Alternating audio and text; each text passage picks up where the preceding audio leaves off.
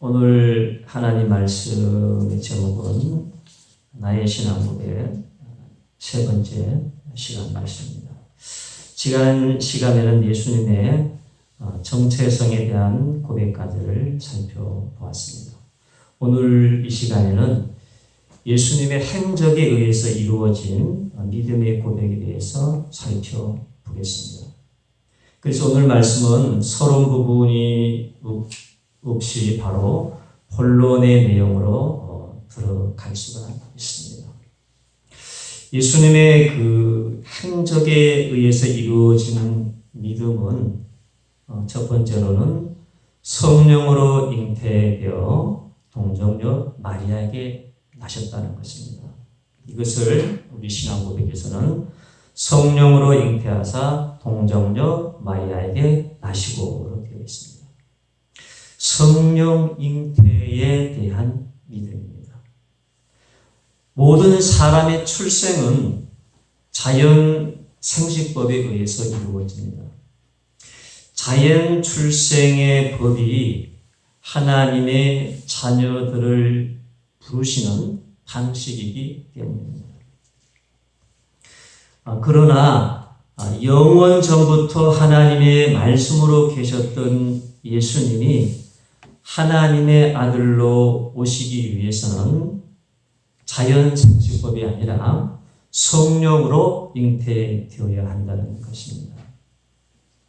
예수님이 성령으로 잉태되어 처녀의 몸을 통해서 태어나지 않으면 우리와 동일한 죄 있는 사람에 불과한 것입니다.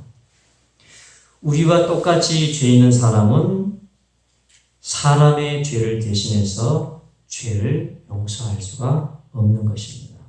그래서 사단은 기독론에 있어서 이 예수님의 인성과 신성을 부정하고 나오는 것입니다.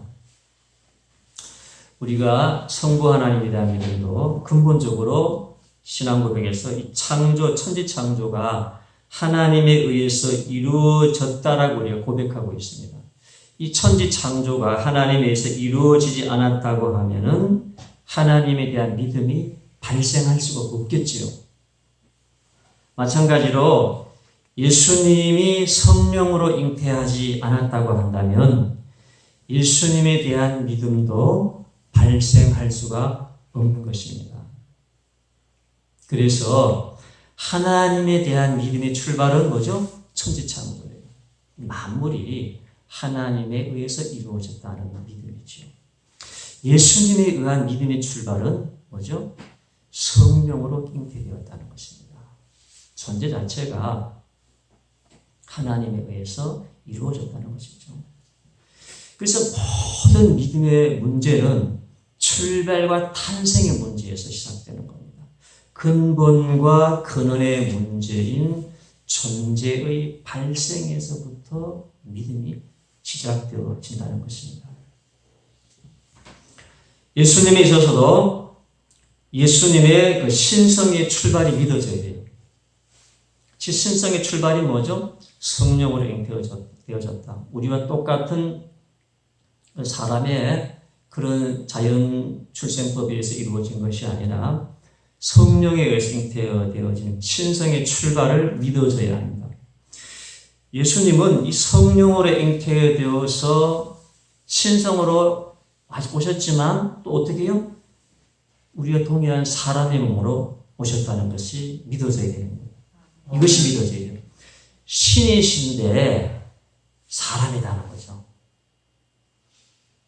이것이 믿어져요. 이게 믿어지지가 않잖아요. 논리적으로는. 어떻게 신이 사람이냐. 신은 신이고 사람은 사람이 구별되게 생각하는데 이 땅에 오시는 예수님은 이 땅에 오시는 우리와 똑같은 사람이자 우리에게는 신으로 오셨다는 것을 믿어야 한다는 것입니다. 예수님에 대한 정의는 완전한 사람, 완전한 신이다라는 것입니다. 완전한 사람으로 온 이유가 왜 있죠? 사람으로 와야만 우리 사람의 죄를 대신 짊어질 수가 있어요. 전혀 고난과 고통이 없는 초월적인 존재가 온다고 하면 인간이 당해야 할 고통과 아픔을 대신 질 수가 없겠지요. 사람과 우리가 동일한 사람으로 와야만 사람의 죄를 대신 짊어질 수가 있기 때문에 사람으로 오신 것이고, 또 완전한 신으로 와야만, 죄 없는 신격으로 와야만 사람의 죄를 용서할 수 있는 것이죠. 그 용서를 위해서는 신으로 오셔야 되고, 죄를 짊어지기 위해서는 완전한 인간으로, 인성으로 오셔야 된다는 것을 알 수 있죠. 이것이 우리 기독교의 기독론의 핵심 교리가 되는 것입니다. 성경은 예수님이 신으로 오심을 여러 부분에서 말씀을 하고 있는데요. 누가복음 1장 35절에 천사가 대답하여 이르되 성령이 내게 임하시고 지극히 높으신 이의 능력이 너를 덮으시리니 그러므로 나실 바 거룩한 이는 하나님의 아들이라 일컬어지리라. 하나님이 나시는 방식이 지극히 높으신 이의 능력이 너를 덮을 것이다. 마리아에게 지극히 높으신 이의 능력이 너에게 덮여서 너가 성자를 잉태할 것이라는 것이죠. 이것은 예수님의 신성을 의미하는 것이죠. 요한복음 17장 5절에 보면은 아버지여 창세전에 내가 아버지와 함께 가졌던 영화로서 지금도 아버지와 함께 나를 영화롭게 하옵소서. 예수님이 자기를 하나님 아버지 앞에 말씀할 때에 창세전에 내가 아버지와 함께 가졌던 영화, 그 창제, 이 천지 창조 이전에 하나님 아버지와 함께 계셨다는 거죠. 그 영원성의 선저성을 의미하는 것인데, 이 땅의 창조 이전에 예수님이 계셨다라고 하는 것을 말씀하고 있는 것이죠. 그 신성을 의미하는 것이죠. 영원 전부터 계신 하나님. 그리고 이 영원 전부터 계신 하나님의 존재 양식을 하나님의 말씀으로 존재했다라고 얘기하죠. 하나님의 말씀에 존재했다라고 하는 것은 그 사람의 입에 그 말이 존재하는 것처럼 본질적으로 동일하다는 걸 의미하는 것이죠. 요한복음 1장 1절에 그가 태초에 하나님과 함께 계셨고 만물이 그로 말미암아 지은 바 되었으니 지은 것이 하나도 그가 없이 되는 것이 없느니라. 다 태초에 하나님과 함께 계셨다라고 하는 것은 예수님의 신성을 의미하는 것인데, 그 신성에 말씀이 육신되어 우리 가운데 거하시네. 말씀이 육신이 되었다. 하나님 말씀이 육신이 되었다라고 하는 것은 하나님은 천지를 창조하는데 말씀을 창조했죠. 그 말씀 자체가 하나님이 되는 것이죠. 그래서 삼위일체 하나님이 되는 것이고, 그 하나님의 말씀으로 하나님이 존재하심에 그 말씀이 존재하시는 거고, 그 말씀으로 존재하셨던 그 동일 본질의 하나님께서 이 땅에 육체가 되어서 오셨다라고 말씀하고 있는 것입니다. 이 신비한 출생, 여러분 이것이 믿어집니까? 천지 만물을 창조하신 하나님, 그 전능하신 하나님, 영원 전부터 계셨던 그 아버지의 영광과 영원하고 계셨던 하나님께서 이 땅에 사람으로 오셨다는 자체가 참으로 믿기 어려운 일이지만, 그러나 이 땅에 그렇게 와야만 했던 거예요. 그것이 우리를 향한 사랑이고 그것이 하나님이 우리를 향한 전부가 되는 겁니다. 이 땅에 오지 않는다면 우리가 무슨 상관이 있을까요? 영원히 구하는 세계에서, 초월적인 세계에서 우리의 슬픔과 괴로움, 고통만 지켜보신 하나님이 아니라 고통의 자리에 번뇌와 괴로움과 나그네와 슬픔과 눈물과 질병과 고뇌의 자리에 잃어버린 이 백성의 자리에 오셨다는 거예요. 여러분 자녀도 마찬가지잖아요. 여러분 자녀가 영원히 여러분 오지 않는다고 하면 그 무슨 의미가 있겠습니까? 자녀가 오듯이 하나님이 우리에게 오셨다는 사실입니다. 이것이 너무나 엄청난 일이기 때문에 신이 사람의 몸으로 신성으로 왔다는 자체를 일반적인 사람들은 받아들일 수도 없고 믿을 수도 없는 그런 일이에요. 신비적인 일이에요. 이러한 신비한 출생을 믿는 믿음이 출발되어져야 한다는 겁니다. 이건 보통 일이 아니에요. 이것이 어떻게 믿어질 수 있냐는 거예요. 말도 안 되는 소리를 하지 말아라는 거예요. 신이 사람으로 왔다는 자체를 믿을 수가 없다는 거예요, 사람들이. 그러나 이것이 믿어진다고 하는 것이 보통 일이 아니기 때문에 이 신앙 고백이 우리의 구원받을 만한 믿음이 되어진다는 것입니다. 이것에 대한 분명한 믿음이 여러분들에게 있다고 하는 것을 제가 확신하고, 혹시나 그렇지 않다라고 하면 믿을 수 있는 믿음을 달라고 기도하시기 바랍니다. 두 번째로는 예수님의 행적에 대한 것, 본디오 빌라도에게 고난을 받아 십자가에 못 박혀 죽으셨다. 이것을 믿어야 한다는 거예요. 본디오 빌라도에게 고난을 받아서 십자가에 못 박혀 죽으시고, 이렇게 설명하고 있죠. 고백에서. 이렇게 사람이자 신으로 오신 예수님이 우리의 죄를 대신하여 십자가에 못 박혀 죽으셨다라는 것은, 요거는 역사적 사실이죠. 역사에 기록되어 있는 사실이에요. 이거는 누구도 부정할 수가 없어요. 2000년 전에 오신 그 예수라는 분이 십자가에 죽으셨다라고 하는 이스라엘 역사에 기록이 되어 있다는 말입니다. 이것은 그 어떤 믿지 않은 사람에조차 이 역사적인 사실은 부정을 하지 않아요.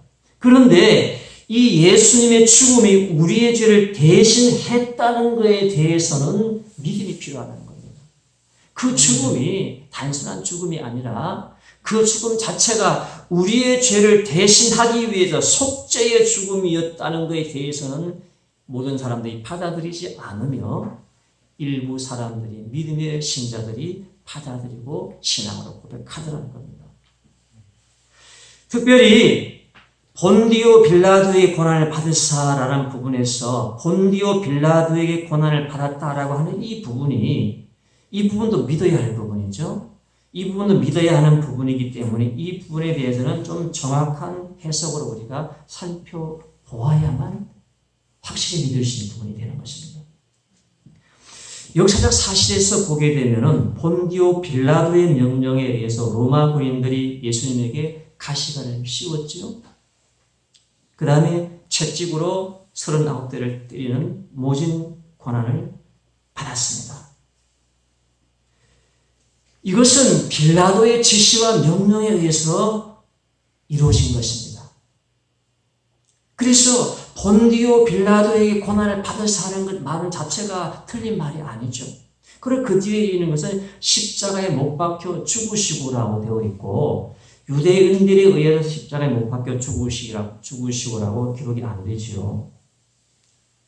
제가 말씀드린 것은 예수님이 본디오 빌라도에게 채찍에 맞으는 엄청난 고난, 온몸이 채찍에서 찢기는 이러한 엄청난 고난을 당한 사실이지만, 그러나 이 고난보다 심각한 고난은 예수님이 십자가에 못이 박혀서 6시간 동안 그 살이 찢어지고 심장은 압박감으로 터질 듯한 고통 가운데 결국은 심장이 파열되어서 돌아가시는 이 엄청난 십자가의 모진 고통에 대해서는 유대인들의 이름이 빠져 있다는 것이죠. 고백.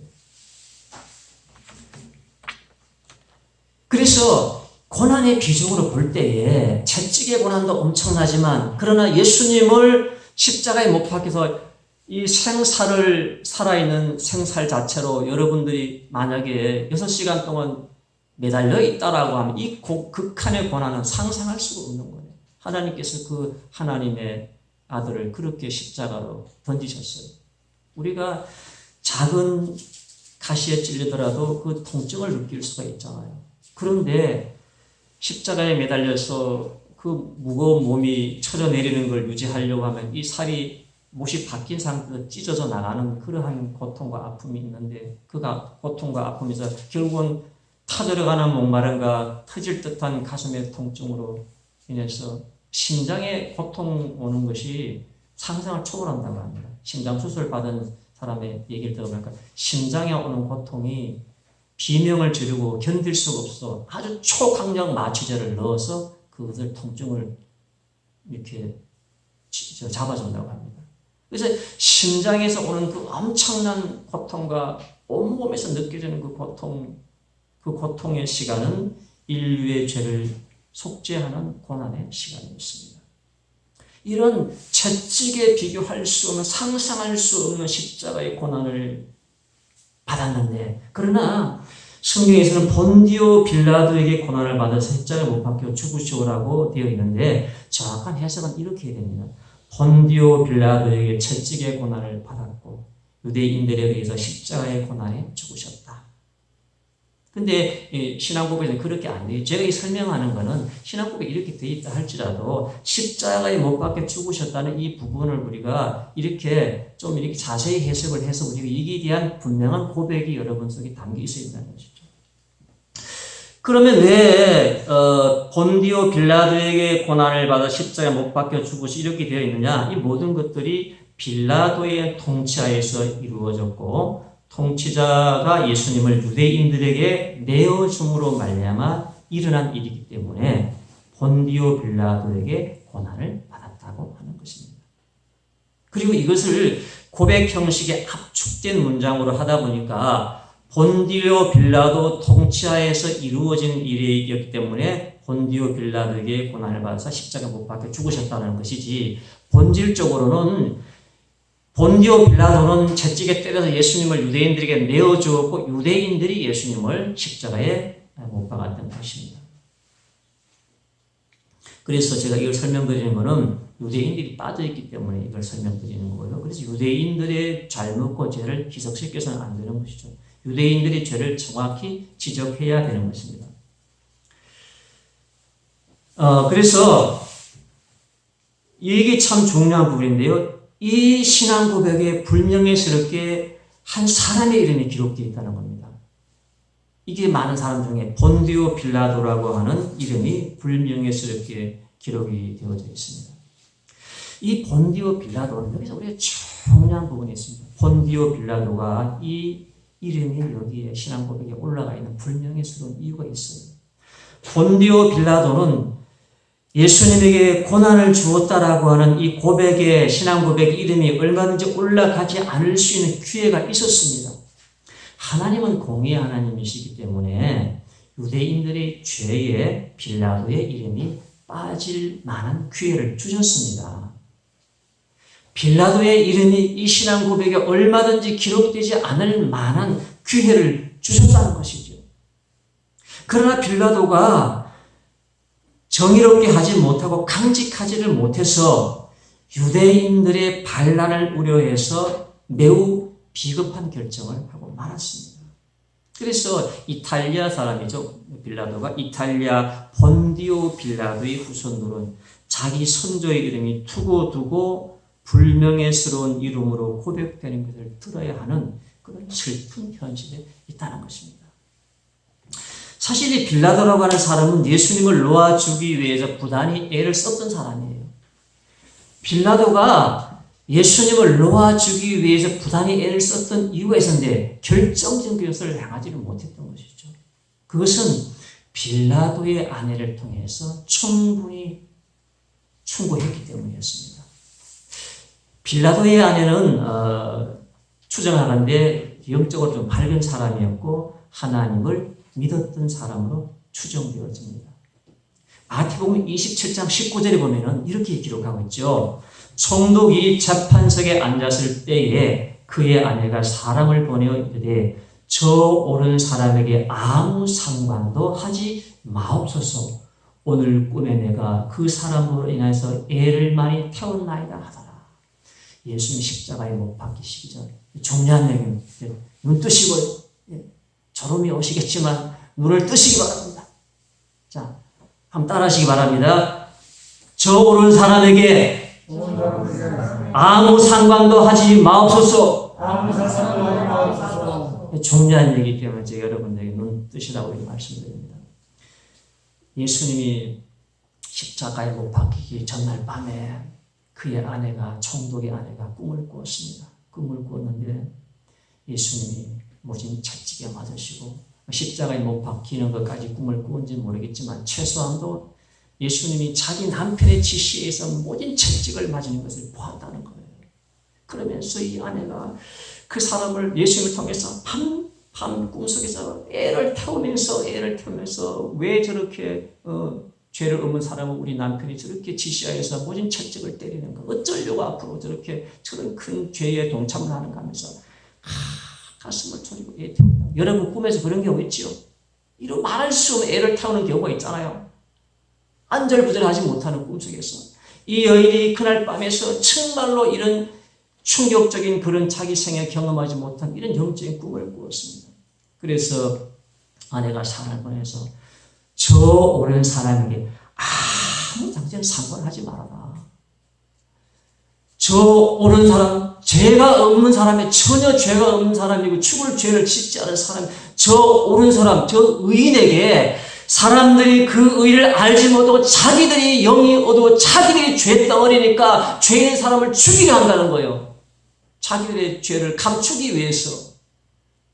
그러니까 저 오른 사람의 당신은 아무 상관도 하지 마세요. 내가 오늘 밤에 꿈에서 저 사람에게 말로 닿을 수 없는 애를 태웠는데 손대지 말라는 거예요. 이거는 영적으로 깨어있던 아내를 통해서 빌라도에게 죄짓지 않을 기회를 주신 거예요. 근데 빌라도에게 왜 직접 하지 않으셨을까요? 빌라도가 그런 사람이 아니기 때문에 그러죠. 그런 영적인 꿈을 꾸는 것, 은혜를 경험하는 자체가 아무에게나 안 일어나요. 그만한 영적인 사람이 되어야 하는 것이죠. 그의 아내를 통해서 가장 가까이 있는 아내의 말이잖아요. 가장 가까이서 아내가 하나님을 경외하는 사람이었고 늘 자기에게 영적인 조언을 했던 그런 아내였는데 그런 아내가 달려와서 그런 자기 영적인 조언을 하는데 죄를 짓지 않을 기회를 그의 아내를 통해서 빌라도에게 충고한 것이었죠. 그런데 빌라도는 그 얘기를 들었으나 그렇게 담대하거나 강직하지는 않았던 것 같아요. 빌라도가 왜 그랬을까요? 예수님은 유대인의 저 로마의 반란군이라고 이제 뭐라 하시겠죠. 저 대제사장들이 예수님이 그 유대를 로마부터 해방시키기 위해 유대인들을 선동해서 반란을 일으키기 위해서 했다라고 그렇게 이제 대제사장들은 말하는데 이런 예수님을 호의적으로 대했다라고 하는 것은 자기가 유대인들의 공격을 받아서 큰 화를 당할 수 있는 빌미가 제공되는 것이기 때문에 이 사람들 유대인들의 분노와 함성을 만족시키기 위해서 이들의 예수님에 대한 그 증오감을 만족시키기 위해서 때리겠다는 것이죠. 그래서 이 사람은 아내의 권고가 있었기 때문에 내가 때려서 놓겠다. 예수님을 채찍으로 때려가나 놓겠다. 그렇게 말합니다. 그러나 유대인들은 그것을 원치 않았습니다. 채찍으로 때려서 놓는 것 자체를 끝나는 것이 아니라 예수님을 십자가에 못을 박아야 된다라고 그렇게 요구했던 것이었습니다. 빌라도는 예수님이 죄가 없다는 걸 알았어요. 죽일 죄가 없다는 걸 유대인들이 선포합니다. 내가 아무리 신문으로 조사를 해봐도 예수는 죽일 만한 죄를 지은 것이 아니다. 그래서 내가 예수님을 놓기를 원한다. 유대인의 명절에 죄수 한 명을 풀어주는 그런 제도가 있지 않느냐? 너희들에게 그래서 나는 예수를 놓으려고 한다. 그러니까 유대인들은 바라바를 풀어줘라. 강도 바라바를 풀어주고 예수는 채찍에 십자가 못 박게 내어주어라. 그래서 이들이 예수님을 향해서 함성을 지르고 밀란이 일어나기 일보 직전이었습니다. 그때 빌라도는 그만 바로 앞에 있는 자기의 아내를 생각하고 미래를 생각하지 않으며 그만 비겁한 행동을 하고 말았습니다. 유대인들의 증오에 대한 만족을 주기 위해서 채찍을 때려서 그냥 예수님을 보내버린 것이었습니다. 그래서 이 빌라도가 정말로 내가 이렇게 향하는 것에 대해서 역사에 어떻게 평가되어질 것인가, 앞으로 어떤 결과가 일어날 것인가를 생각해서 지금 앞에 있는 아내보다는 조금 앞에 있는 아내를 바라볼 수 있는 이런 결정을 했다라면 그의 이름이 불명예스럽게 기록되지 않았을 것입니다. 그래서 빌라도가 이렇게 얘기하죠. 그리스도란 예수를 내가 어떻게 하랴? 그들이 다 이르되 십자가에 못 박혀야 하겠나이다. 빌라도가 이르되 어찌미냐? 무슨 악한 일을 하였느냐? 그들이 더욱 소리질러 이르되 십자가에 못 박혀야 하겠나이다 하는지라. 빌라도가 아무 성과도 없이 도리어 밀란이 일어나는 것을 보고 물을 가져다가 자기 앞에 손을 씻으며 이르되 이 사람의 피해에 대하여 나는 무지하니 너희가 당하라 라고 말할 때 유대인들이 그 피를 우리와 우리 자손에게 돌릴지어다. 그 피를 예수님에 의해 그 묻히는 피를 당신은 손을 씻었으니까 그 피를 우리한테 다 돌려라. 굉장히 두려운 말이지요. 그래서 예수는 채찍질하고 십자가에 못 박히게 내어주고 말았습니다. 그 피를 우리와 우리 자손에게 돌릴지어다라고 했던 유대인들의 고백이 없기에 하나님의 진노가 예수님이 하늘로 올라가신 40년 만에 진노가 임했지요. 그래서 유대 나라에 로마의 티토 장군이 유대의 반란을 진압하기 위해서 군대를 몰아 진격을 해옵니다. 그래서 예루살렘 성벽을 허물어 떨어버리고 유대인 100만 명을 무참히 학살합니다. 그때 이 상황을 예수님 보면서 너희가 산 위로 도망가라. 이것이 겨울에 일어나지 기도하라. 옷을 집에 두었던 자는 그 옷을 가지러 들어가지 말아라. 그렇게 하시면서 그 예루살렘을 보시면서 울면서 주님께서 기도를 하시죠. 예루살렘아 예루살렘아 암탉이 새끼를 날개 아래 모으려 하는 같이 내가 너희를 모으려고 한 것이 몇 번이었느냐. 그러나 너희들이 듣기를 원치 아니했도다. 그렇게 하시면서 예수님이 우셨어요. 왜? 40년 이후에 참혹하게 일어날 유대인들의 100만 명이 학살당해서 역사학자 요세푸스에 의해서 그 죽음의 피의 강물이 강처럼 흘렀다라고 역사에 기록을 하고 있어요. 그래서 군종들은 예수님을 십자가에 못 박아야 된다라고 했는데 제가 이 말씀드리는 것은 이 빌라도의 이름이 신앙 고백에 들어가서 두고두고 영원히 불명예스러운 이름이 되었는데 만약에 이때 이 사람이 아내의 충고와 권면을 받아서 영적인 올바른 판단을 해서 이 죄에 가담하지 않았다라고 하면은 그런 일이 없잖아요. 만약에 이 죄 없는 사람을 너희에게 죽이려 하는도다. 나는 너희에게 내어줄 수 없다. 이렇게 말했다고 하면은 그때 그 사람이 환난을 당해도 그 이름은 후대의 의인으로 기록될 수 있겠죠. 뭐 이 정도는 못해도 아내가 요구했던 것처럼 이 사람이 당신 일절 손대지 마라. 이 사람은 그런 죄를 지은 사람, 의로운 옳은 사람이다라고 했을 때에 너희가 죽이려 하나 나는 죽일 죄가 없어서 이 사람에게 아무런 죽일 죄를 찾지 못한다. 그러나 다만 너희에게 종교에 관한 법에 의한 것이라면 너희가 판단해라. 그냥 예수님을 편안히 놓아주었다라면 채찍에 때리지 않았다라면 아마 빌라도의 이름이 신앙 고백에 기록이 되지 않았을 것입니다. 그래서 이것이 이렇게 변디오 빌라도에게 고난을 받았고 자기의 잘못된 이러한 통치에서 이루어진 것이기 때문에 본디오 빌라도에게 고난을 받아서 십자가에 못 박혀 줘서 죽으시고라고 이제 기록이 되어 있는 것인데요. 이것이 빌라도가 개인의 신분이 아니라 총독이라는 공인으로서 모든 것이 총독의 통치 아래에 잘못된 결정에 이루어진 것이기 때문에 이렇게 되거든요. 그래서 이게 이제 우리는 본디오 빌라도에게라고 기록을 하잖아요. 그죠? 근데 영어 성경을 보게 되면은 언더 폰티우스 플레이, 그러니까 본디오 빌라도죠. 언더라는 아래, 통치 아래는 아래라는 뜻이죠. 언더 폰티오 빌라도, 본디오 빌라도 아래에서 이루어졌다는 것이죠. 정확한 표현이거든요.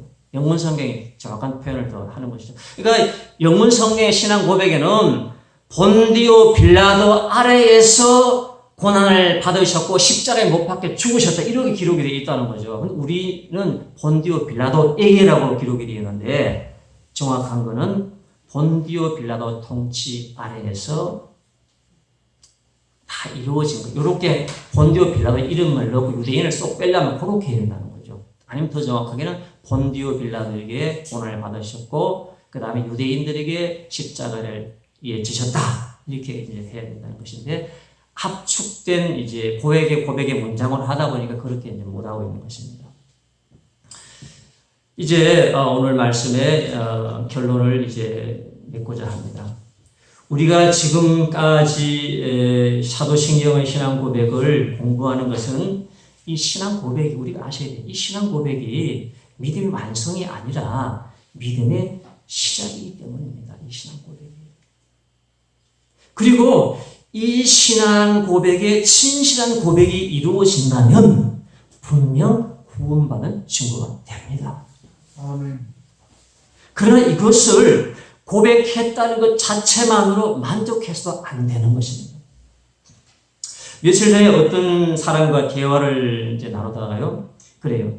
예수 믿는다고 고백하는 그 자체로 모든 것이 자기는 결정이 되었다라고 본다는 거예요. 더 이상 무엇을 더 믿거나 회개하거나 할 필요성이 있겠느냐? 그러니까 단지 말하면은 신앙 고백한 자체로 이 모든 것이 자기의 믿음이 다 종결되고 완성이 되었다. 더 이상 회개도 필요 없고 더 이상 그런 게 필요 없다는 거죠.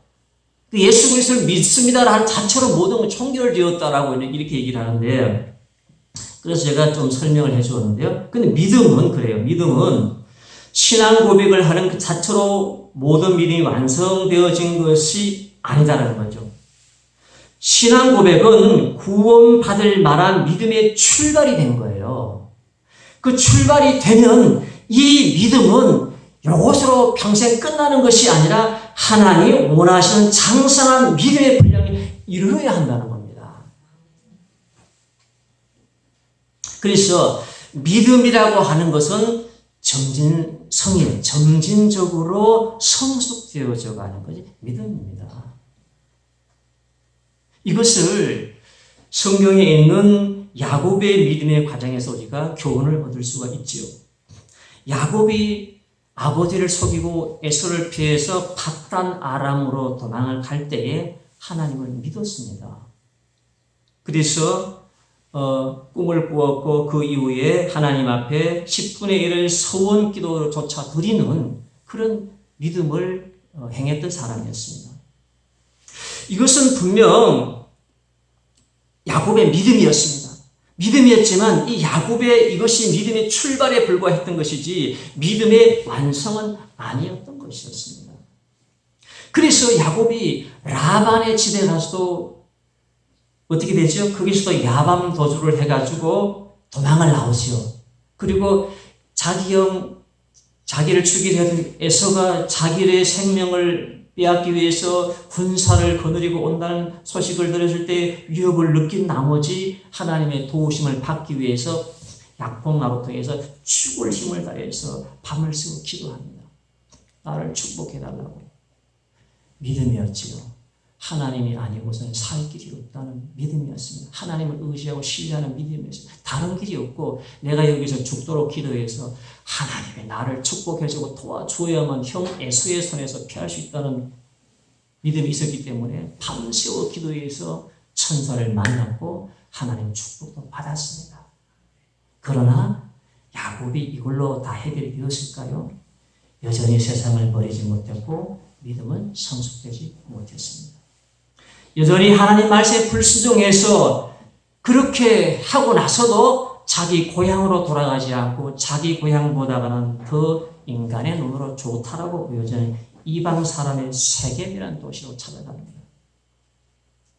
이렇게 한 것이 야곱이 하나님을 아예 믿지 않아서 그랬을까요? 하나님을 믿었지만 그랬던 것이었습니다. 하나님이 원하시는 장성한 믿음의 분량에 이르지 못했기 때문에 온전히 순종도 못했던 것이었습니다. 그래서 신앙 고백이 믿어졌다면 믿음의 발전을 이루어 장성한 믿음의 분량에 이르러서 하나님이 원하시는 믿음의 인생이 되어야 하는 거예요. 그게 하나님이 사랑하시는 자의 경륜이에요. 턱걸이 신앙으로 구원받았다는 것에 만족해서는 안 되는 거예요.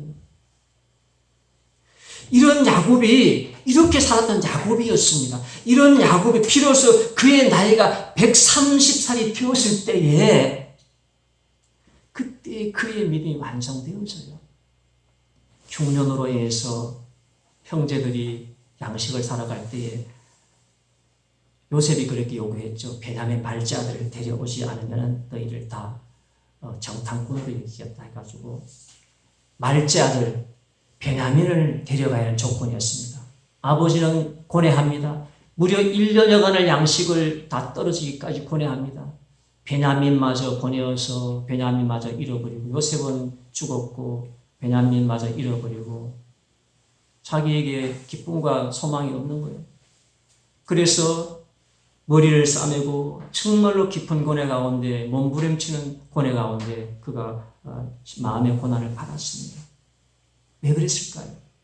하나님께서 이 야곱에게 장성한 믿음의 분량으로 만들어버리고 마는 것이었습니다. 장성한 믿음의 분량은 마음의 깊은 고통과 고뇌 가운데 만들어졌던 것입니다. 그래서 정말 성경에서는 고난이 내게 유익했다라고 말하는 것입니다. 그러면서 마침내 이렇게 고백합니다. 그렇게 집착하던 이 야곱이 이제는 이렇게 고백합니다. 전능하신 하나님께서 형제와 베냐민을 돌려보내시기를 원하며 내가 자식조차도 잃게 되면 이르리로다. 이게 마지막 야곱의 장성한 믿음의 분량의 모습이에요. 전능하신 하나님께서 너희와 말자를 베냐민을 돌려보내길 내가 원한다. 그러나 그것이 안 된다고 하면 그것도 내려놓겠다. 자식을 잃으면 좋겠다. 라고 했을 때에 뭘 더 이상 내려놓을 게 있겠습니까? 이것이 야곱의 믿음과 내려놓음의 고백입니다. 야곱의 신앙은 진실한 믿음뿐만이 아니라 그의 진실한 내려놓음이었습니다. 그래서 신앙의 마지막 단계가 있어요. 예수님 믿습니다. 이거는 믿음의 출발이에요. 믿음의 마지막 단계는 모든 것에 하나님을 의지하더라는 거예요. 모든 것에 하나님을 의지하 내려놓을 수 있는 단계에 이르는 게 이게 진짜 신앙이에요.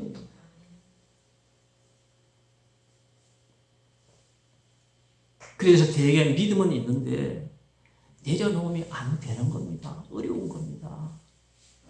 그래서 우리가 전전긍긍하는 거예요. 하나님 앞에 가기 전에 우리가 야곱처럼 못 될 수도 있겠지만 지금의 이 신앙이 이것으로 만족되는 것이 아니라 깊은 시간 가운데 들어가서 하나님 앞에 우리가 우리 자신들을 내려놓을 수 있는 단계에 이르러야만 그 진리가 우리를 자유하게 합니다. 그래서 내 힘으로 되지 않는 것을 더 이상 괴로워하지 않고 기쁨도 슬픔도 더 이상 전전긍긍하지 않으며 내려놓을 때에 평안을 찾아옵니다. 우리 성도님들에게도 이러한 신앙의 고백의 출발이 이미 이루어졌기에 여러분들의 신앙의 고백이 하나님 앞에서 온전히 의지해서 내려놓음을 통해서 여러분의 마음의 안식과 평화를 누리며 살아갈 수 있는 마음의 천국을 누릴 수 있는 분들 되시기를 예수님의 이름으로 축복합니다. 기도하겠습니다. 하나님 아버지 은혜를 감사합니다. 오늘 고백의 말씀을 통해서 하나님 아버지 우리는 이 세상 속에 살아가나 하나님을 향한 믿음과 하나님을 향한 의지와 내려놓은 가운데 우리 영혼의 안식이 있게 하여 주시옵소서. 아직은 우리가 너무나 부족합니다. 야곱이 130에 이것을 이루었던 것처럼 우리가 하나님 앞에 가기 전에 우리의 모습은 장성한 믿음의 분량에 이르는 믿음의 사람 되게 하여 주옵소서. 예수님 이름으로 간절히 기도합니다. 아멘. 찬송 95장